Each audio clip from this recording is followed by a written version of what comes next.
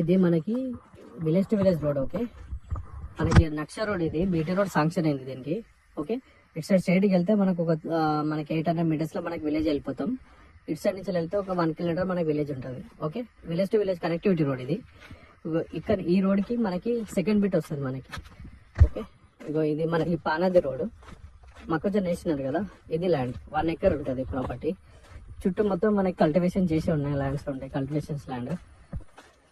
ఇక్కడ సాయిల్ వచ్చేసి మొత్తం రెడ్ సాయిల్. ఇక్కడ చుట్టుపక్కలంతా రెడ్ సాయిల్ ఉంటుంది. మనకి 1 acre ప్రాపర్టీ.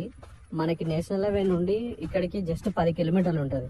ప్రజెంట్ ఉన్న విలేజ్ నుండి ఇక్కడికి ఒక 1 kilometer ఉంటుంది. ఓకే, ఈ రోడ్ స్ట్రైట్గా అట్లనే కనెక్టివిటీ వెళ్తూ ఉంటుంది, వేరే బాయిల కాడికి వెళ్ళిపోతుంది.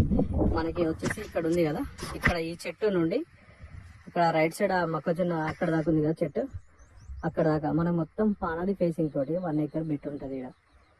ఓకే, మనకి ఆ రోడ్ బీటీ రోడ్ శాంక్షన్ అయింది. రోడ్ వేసినప్పుడు బ్లాక్ టాప్ కి మనకి సెకండ్ బిట్ అయిపోతుంది ఇది ల్యాండ్.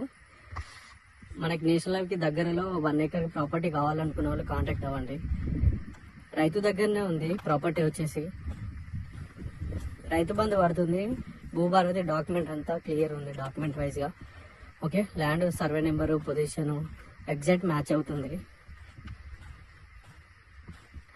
కార్ కూడా ఈజీగా వచ్చేస్తుంది మనకి సైడ్ లోకి, ఎందుకంటే అదే రోడ్ కాబట్టి, రోడ్కి సెకండ్ బిట్ కాబట్టి ఈజీగా వచ్చేస్తుంది. ల్యాండ్ కూడా మొత్తం రెడ్ సాయిల్, చుట్టుపక్కల కూడా మనకు పొలాలు గిన్నె ఉన్నాయి.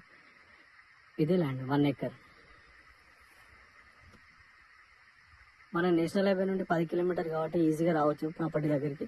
మనకి ఫేసింగ్ వచ్చేసి అక్కడ నుండి ఇక్కడ దాకా ఉంటుంది. మనకి మొత్తం పానది ఫేసింగ్ ఎక్కువ ఉంటుంది మనకి.